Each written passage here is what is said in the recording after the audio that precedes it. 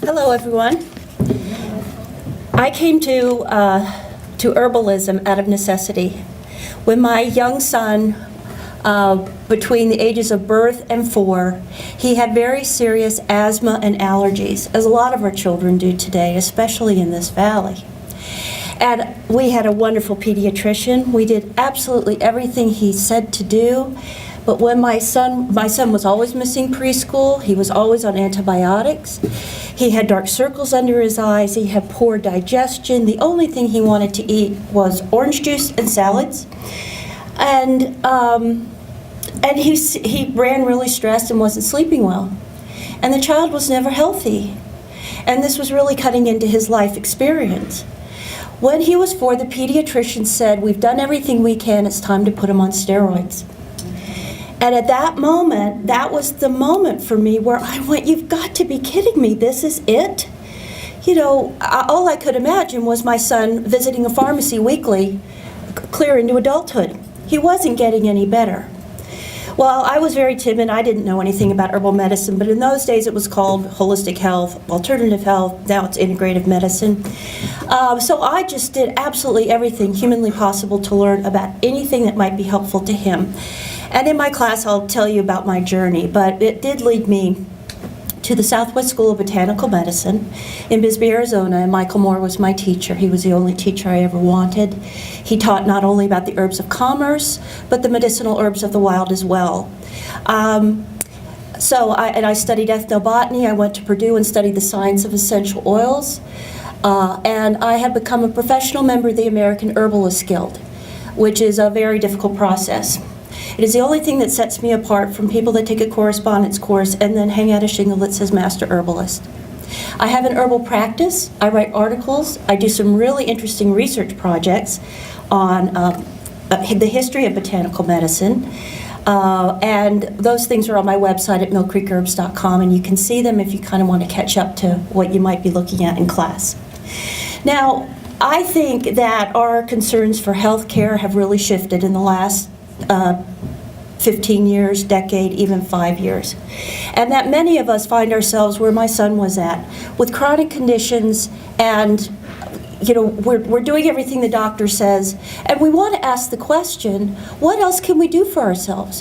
What is safe and appropriate? What can we bring into our lives to help us to maintain our health, and so that if we get sick, we don't get as sick, and we don't have to wait so long to go to the doctor, because everybody waits too long to go to the doctor, and by then you're really sick.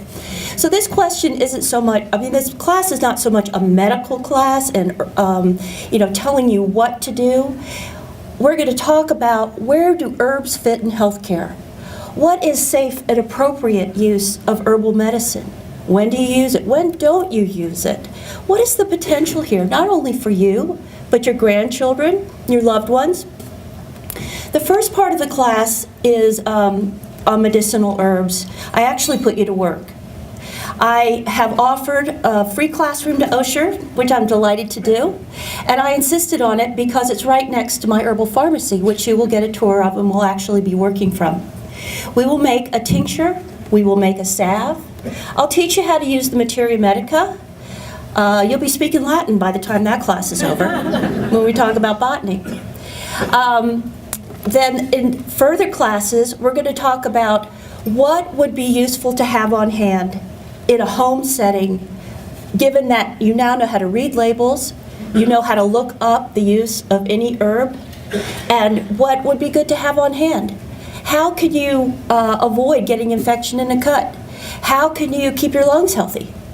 How can you help to manage stress with these botanicals, and how might you sleep better?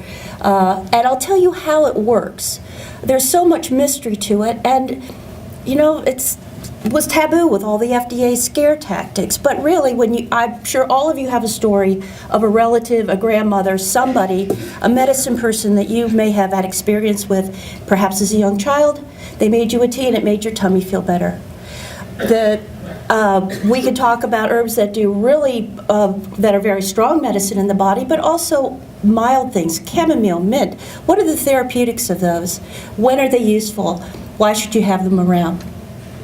So I really love teaching these classes. I love helping people to understand really what's kind of been lost, I believe. I'm a real champion for bringing this information to all that want to learn it.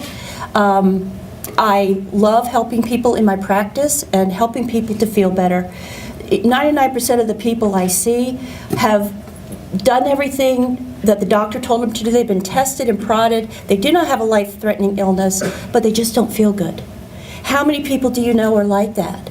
And so it's like following a little trail to see what could we do? What might be helpful here just to help you feel better in your body.